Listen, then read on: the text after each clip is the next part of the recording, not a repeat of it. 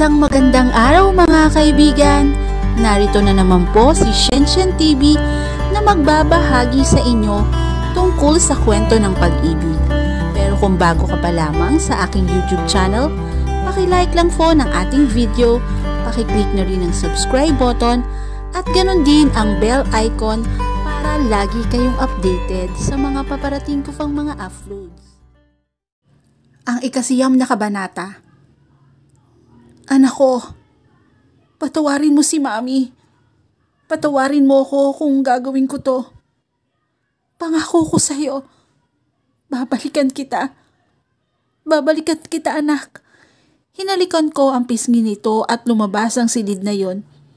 Kahit na sobrang lakas ng iyak ng babae. Ang aking anak na si Arabella.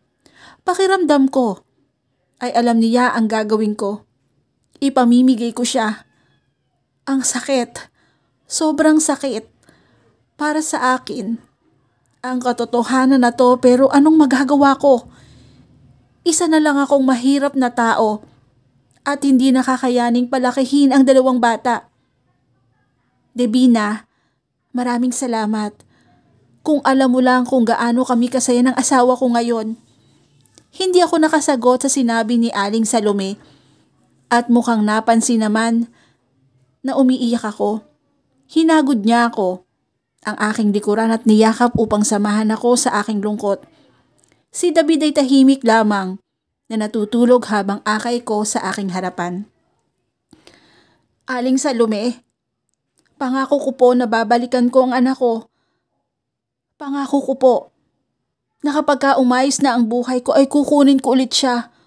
Please, huwag niyo po siyang ituring na tunay na anak. Hindi ko po kaya. Debina, huwag ka mag-alala. Kapag ka bumalik ay ibibigay namin siya agad sa'yo. Alam namin na kailangan mo ng tulong kaya kami nagmamagandang loob para kupkupin muna ito saglit. Kahit sa konting panahon lamang. Tumango ako sa sinabi niya at pinunasan ng aking luha. Napatingin ako sa huling pagkakataon sa pintuan kung saan andoon ang anak ko. Gusto ko siyang kunin pabalik sa akin. Pero hindi ko magawa. Sinasabi ng utak ko na ito ang makakabubuti sa kanya. Maaari ko bang makuha ang iyong address?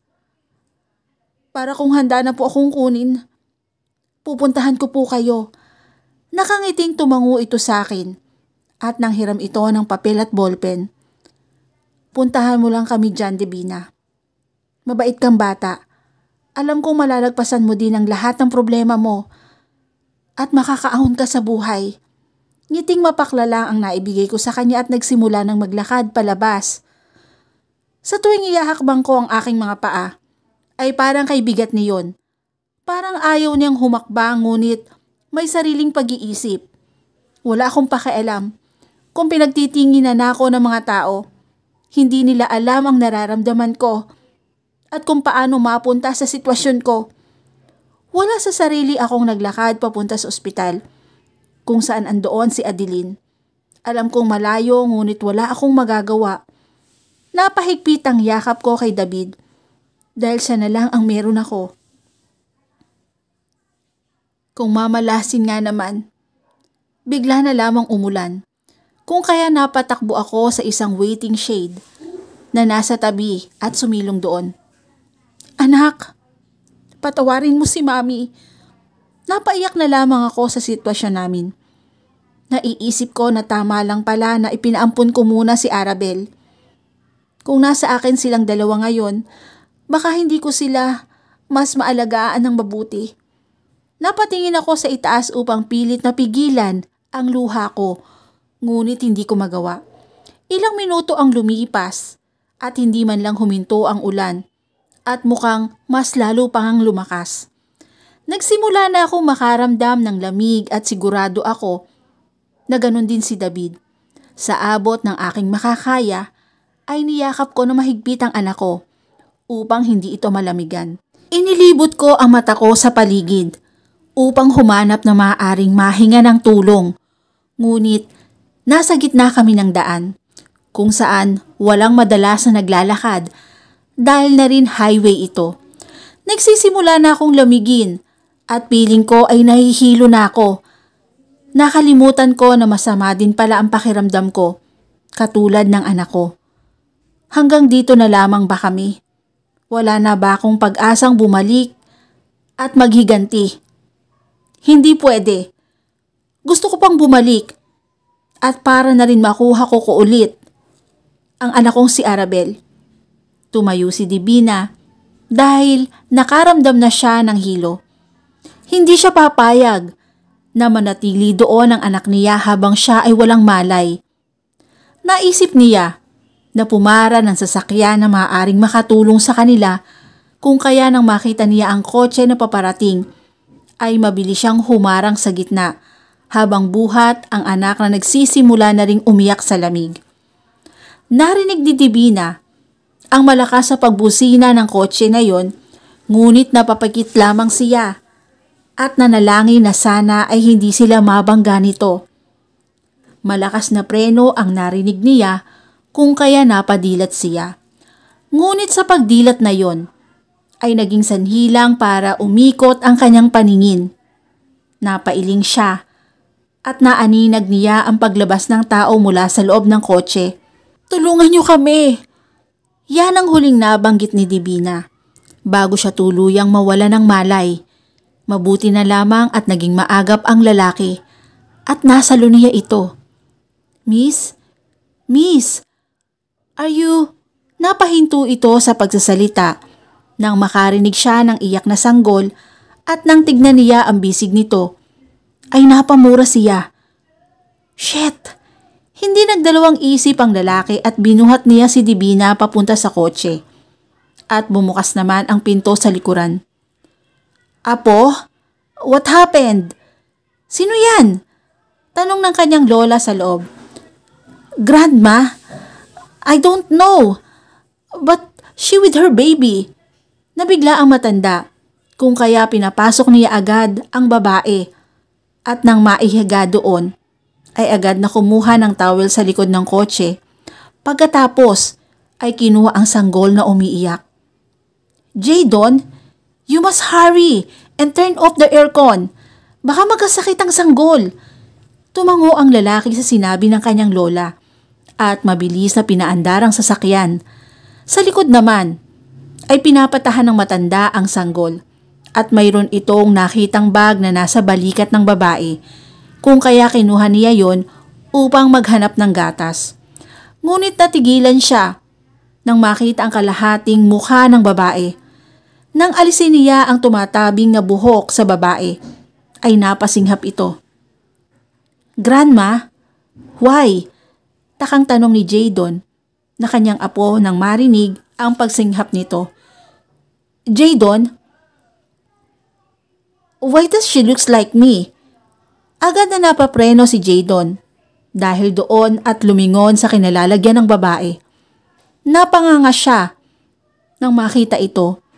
Tandang-tanda niya ang mga picture ng lola niya noong dalaga pa dahil nakapaskil iyon sa bahay nila. "I don't know, Grandma. Maybe anak siya ng kapatid ko?" Halata ang mas lalong pagkagulat ng matanda sa kanyang muka at naiiyak na din kung hindi lang umiiyak ng malakas ang sanggol na hawak nito, ay baka matuloy iyon. "Jadon, bilisan mo! It's been a lot of decades, Jadon. How can that even possible? Alam mong sinusubukan nating hanapin pero hindi natin nagawa." Balisana na sabi ng matanda habang siya ay pabalik-balik sa kanyang kinatatayuan. Naroon na sila ngayon sa kanilang bahay at maayos na ang lagay ng sanggol at mahimbing na ang tulog ni Divina. Si Divina din naman ay binihisan at naipagamot na sa kanilang doktor dahil sa taas ng lagnat nito. "Grandma, calm down. Okay? Kaya nga po ako nagpa-DNA test para po makasiguro tayo." Naupo ang matanda sa tabi ng kanyang apo. "Paano kung totoo nga, Jayden? Ano na lang ang sasabihin niya sa atin? We hurt them so much." Napabuntong na hininga ang lalaki dahil sa sinabi ng kanyang lola. Alam niya ang buong kwento tungkol sa kanyang half-sister at bago pa man siya isilang, ay alam niyang ang ina nito talaga ang laman ng puso ng kanyang ama. Pero kahit ganon, ay tinanggap pa rin siya nito at namatay na lamang sa sakit ang ama. Ang babaeng iyon ang hinahanap. Ang mami niya naman ay matagal na ring wala dito. Sumama na ito sa ibang lalaki at tanggap na niya na wala na siyang biological mother. Tanging ang lola niya na lamang ang nandyan para sa kanya at ganon din siya para sa lola niya. Grandma, wala naman pong problema na hindi na dadaan sa maayos na usapan, hindi ba? Tingin ko, hindi nalalayo ang edad namin. Walang nagawa ang matanda, kundi ang tumango sa apo niya. Ang dami nang pumapasok sa isip nito. Gusto na niyang makausap ang babae at tanungin kung sino siya o kung kanino siya anak. Posible nga kaya na anak ito ng babaeng matagal na nilang hinahanap. Nagising si Divina nang makaramdam siya ng gutom. Inilibot niya ang kanyang paningin at nakita ang isang crib kung saan nakahiga doon ang kanyang anak. Napabangon siya agad nang sunod-sunod na maalala ang nangyari. Nasaan ako? Tumayo siya at lumapit sa aking kinalalagyan ng kanyang anak. Hinaplos niya ang pisngi nito at nakahinga siya ng maluwag nang maramdamang hindi ito mainit. Kung sino man ang tumulong sa kanila ay gusto niyang magpasalamat. Lalo na't napansin niya din na iba na ang suot niyang damit. Hindi na rin masama ang kanyang pakiramdam. Grandma, baka mabigla siya. Jadon, apo ko siya. Pamangkin mo siya. Hindi magbabago ang katotohanan. Natigilan sa pagsasalita ang matanda ng pagtingin niya sa kinalalagyan ni Divina at nakatayo na ito at nakatingin sa kanila. Si Divina naman ay nagulat nang makitang pare-pareho sila ng kulay ng mata na kulay asul. Sino po kayo? Kayo po ba ang tumulong sa amin ng anak ko? Kami ang pamilya mo, iha. Ikaw ang apo ko. Nagulat si Divina dahil sa sinabi sa kanya ng isang matandang babae na tingin niya ay nasa edad 60 na. Ngunit kitang-kita pa rin ang kagandahan nito dahil sa puti at kulay asul nitong mga mata. Po?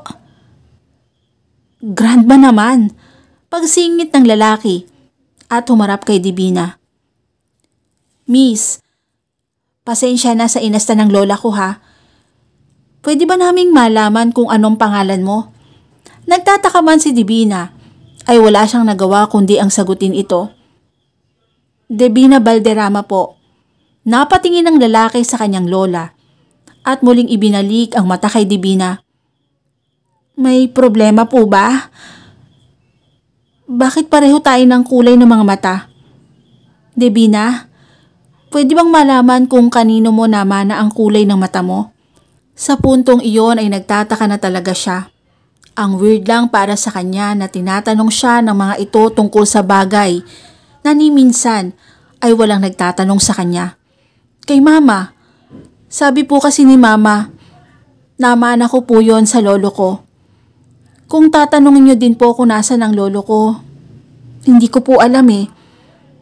Dahil mag-isang pinalaki ni lola si mama, kita niya ang pagkagulat sa ekspresyon ng mga ito at maya-maya pa ay biglang umalis ang matanda. Kung kaya di naiwasan ni Divina na magtanong sa lalaki. Sandali, bakit niyo yun naitanong? Imbis na makakuha ng sagot, ay hindi nakasagot ang lalaki sa kanya at dumating muli ang matanda na may dalang isang larawan.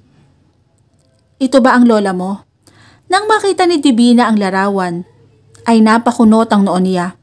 Katabi nito ang isang lalaki na hindi niya kilala, ngunit kulay asul ang mga mata.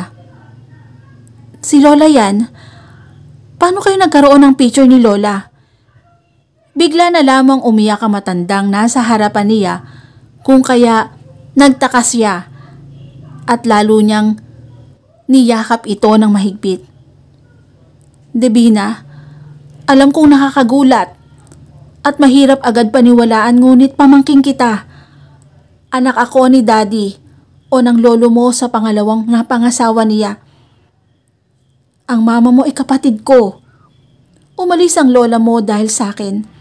Alam ko masyado ako makasarili ng mga panahong yon. Wala akong ibang ginusto kundi ang mapalago lalo ang aming negosyo. Kaya inayawan ko siya. Isa lang mahirap na babae ang lola mo. Ngunit kahit ganon mabait siya. Nang umalis siya ay naging masakitin ang anak ko. Hanggang sa maging asawa ko ay nawala. Piling ko ay nag-iisa na lamang ako. Samahan mo pang na-ospital na din ang anak ko at nalaman na may sakit siya. Naisip ko na walang ibang makakapagpagaling sa kanya kundi ang lola mo. Sinubukan namin siyang hanapin, pero hindi namin siya makita. Aware ako na buntis siya ng panahon na yon, pero nagawa ko pa din siyang palayasin. Patawarin mo ko, Iha. Hindi ko alam na aabot ang lahat sa ganito. Nakatingin ngayon si Divina sa DNA test na ipinakita sa kanya at 99.9% na kamag-anak niya ang mga ito. Napatawa siya ng mapakla, kung kaya nagtaka ang mga lola. Bakit ka tumatawa, Divina? Umiling si Divina sa lola niya at tumingin dito. Wala naman ho. Naisip ko lang po na nasa kapalaran talaga namin ang laitin ng mga mayayaman, ano po. Hindi nakasagot ang matanda dahil doon. Alam niyo po ba kung bakit ako nasa gitna ng daan at desperado na? Bakit nga ba, Divina? Tanong ni Jadon sa kanya, ang kanyang tito. Ngumiti siya ng mapakla at ikinwento sa mga ito ang totoong nangyari. Simula pa lamang po, hanggang sa dahilan kung paano sila nagkita. Wala siyang iniwan kahit na isang detalye. Naging dahilan din yon para umiyak siya, sapagkat press pa sa kanya ang mga nangyari. Si Jado naman at ang kanyang lola ay hindi makapaniwala sa kanilang napakinggan. Yakap na ngayon ni Jadon si Divina at humahagulhol na. Nagpasya sila na wag na muna itong tanungin pa at hayaan na lamang muna na magpahinga. Isang linggo ang lumipas at sa wakas ay natanggap na ni Divina ang katotohanan. Nakabili lang siya sa pamilya Cullen. Sa nakalipas na mga araw ay walang ginawa ang maglola kundi ang magpaliwanag at mag-push kay Divina na magpatuloy. Hindi kasi naging magandang emosyon ni Divina. Simula nang malayo ang anak na si Arabel. Kaya nag-decide si Jado na kunin na nila ang kambal ni David. Mabuti na lamang ay nakay Divina pa ang address na ibinigay sa kanya ni Aling Salome. Tao po! Tao po! Malakas sa sigaw ni Divina habang nakaalalay sa kanya si Jadon. Pumayat na kasi si Divina at dahil sa sobrang stress ay napabayaan niya ang kanyang sarili. Mabuti na lamang at andyan na sila Jadon upang alalayan siya. Sino hong kailangan nila? Tanong ng isang babae na hindi kilala ni Divina. Si Aling Salome ho. Siya po ang ipinunta ko dito. Nasa kanya po ang anak ko. Aling Salome? Aling Salome! Sandali lang, miss. Huwag kang muna basta-basta sumisigaw. Wala na dito si Salome. Umalis na sila. Isang linggo na din ang nakakaraan. Sa amin ibinenta itong bahay na to. At anak ang sinasabi mo dyan? Malaki na ang anak nila. May asawa't anak na nga eh. Anong sinasabi mo po? Sa kanya ko po iniwan ng anak kong si Arabel. Ang sabi niya sa akin, naghahanap sila ng maaampo ng asawa niya. Divina, kumalma ka lang. Pigil na sabi ni Jadon. Ngunit umiling sa kanya ang babae. Paano ako kakalma, Jadon? Anak kong pinag-uusapan dito. Sandali, ikaw ba si Divina? Natigilan ng dalawa nang marinig nila ang sinasabi ng babae. Oo, ako nga. Tama. Sabi sa akin ni Salome, ibigay ko sa iyo ang address na to. Sandali, kukunin ko lang. Umalis sandali ang babae upang pumunta sa loob at kunin ang address na sinasabi nito. Nagkatinginan pa si Jadon at Divina.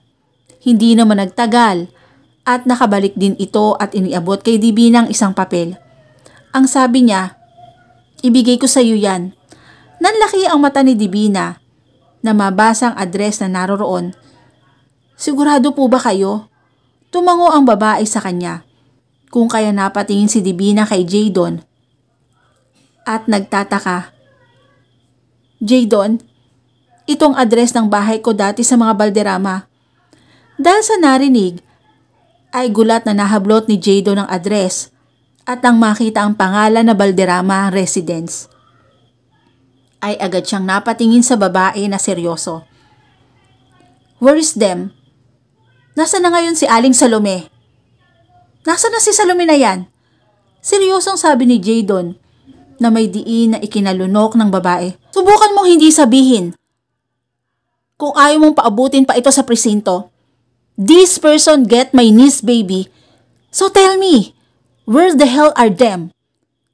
Aling Salome? Aling Salome! Kung kanina ay si Divina ang sumisigaw, ngayon naman ay si Jadon na. Nang malaman niya na address kanina ay sumiklab ang galit sa kanya, mayroon ng idea na namumuo sa kanyang isipan. Ngunit ayaw niya itong sabihin kay Divina dahil alam niyang mas lalo itong mahihirapan. Si Divina naman ay nasa likuran lang ni Jadon at umiiyak na. Natatakot siya. Natatakot na baka si Christina naman ang may kagagawan ng pagkuha sa kanyang anak. Bakit nga ba hindi niya naisip ang sitwasyon na yon dahil sa biglang pagdating ni Salome? At dito na po nagtatapos ang chapter 9 ng aking kwento. Muli po, maraming salamat po and God bless all.